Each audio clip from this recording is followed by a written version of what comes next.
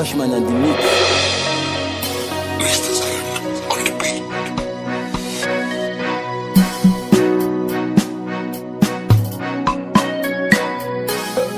Ó di gbére ó dàrínà kó dojú àlá ó tún di bẹ́ni bá ń jọ ni àní ó tún di béèyàn bá ń jọ nìyàn. Ikú ló yọwọ́ rẹ̀ nínú àwo Kẹ́hìndé ọmọ Àlàó ọ̀rẹ́ mi pàtàkì. Níbo ni ikú ti bá ọ tí kú fi mú ọ lọ? Ọ̀nà ẹ̀bùrú ni ikú gbà, ikú dájú. Ikú tí ó palu ṣẹ̀kẹ̀rẹ̀ ni ó pọ̀ ní dùndún. Bí a bá ń bẹ láyé ẹ jẹ́ ká mi àṣẹ rere. Àwáyé ikú kan ò sì sí rárá. Torọ́ba tó ní ikú òun ló tún lẹni tí kú ń pa. Ojoojúmọ́ ayé òun lèmi rántí ọjọ́ ikú. Ọjọ́ tọ́mọ ẹ̀dá sùn tí ò ní jí mọ́. Ọjọ́ ìkẹyìn, ọjọ́ tí kò wá máa tẹ́rí gbaṣọ. Ìgbà tí Kẹ́hìndé ń bẹ láyé, ó ń bẹ bí ṣe, ó ń bára ṣe, ó tún bá nìyàn ṣe. Bàbá Rose kòkòrò ní ọjà gbádùn obì tó gbó, ikú pọ̀ kín, ikú parẹ́wà láàrin ẹyẹ. Gbogbo àwa ọ̀rẹ́ pátápátá là ń ṣe lédè lẹ́yìn rẹ̀. Ọmọ Àlàó, ó bá ṣe pé kó a máa dáni lọ́jọ́ ni. Ọ̀yẹ̀kú òun là bá kégbe gbàmítọ̀ lọ, wòye kó bá wa yẹkú ọ̀hún dànù. Ṣùgbọ́n kú kò bẹ́ẹ̀ nìkan dáwó, ọ̀yẹ̀kú kò sì jẹ́ nìkan ní gbèsè ọ̀rọ̀. Ọjọ́ tí kú bá fẹ́ ní kú ń pa ni, ìgbà tó bá wulẹ̀ ní gbé níyàn mi. Ikú tó pa Kẹ́hìndé Àlàó gbogbo ìlú ló ká lára. Bẹ́ẹ̀nìyàn bá jorí àwọn lọ́jọ́ tí mò ń wí olúwa rẹ̀ àkáwọ́ lérí. Bí a bá ń bẹ láyé ẹ jẹ́ ká máa ṣe rere. Kérò ẹ̀yìn ó lè rí nǹkan ròyìn tá a bá kú tán. Èyí tára iwájú bá ṣe òun làwa ó ròyìn. Kẹ́hìndé ti gbó kìkì rọrùn o. Ọ̀kan pàtàkì ni nínú ẹbí Àlàó. Gbogbo ìlú gbọ́ nípa ikú ẹ̀ wọ́n ń diwọ́ mọ́rí.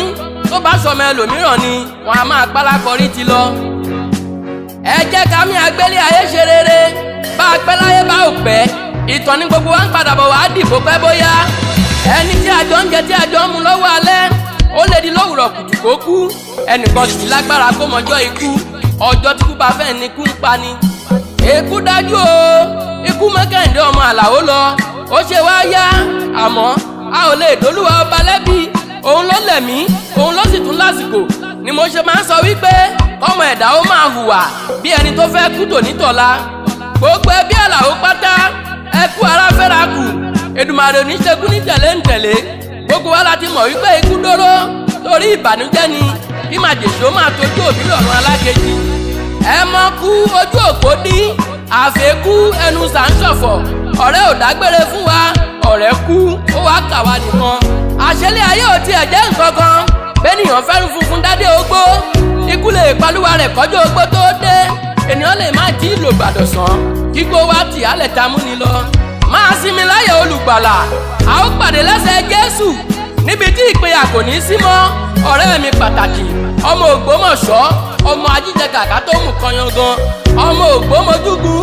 Ọmọ Ògbómọ̀ṣẹ́gisẹ́gi. Ọmọ Ògbó iṣu tí ń jiyàn. Wọ́n ń nà Ògbómọ̀ṣọ́ lóde. Kò délé wí. Ó délé tán. Ó wá rò fóògùn. Goodbye Kẹ́hìndé Àlàó. Ó tún di bẹ́ni bá ń jọ ni. Àní ó tún di béèyàn bá ń jọ nìyàn.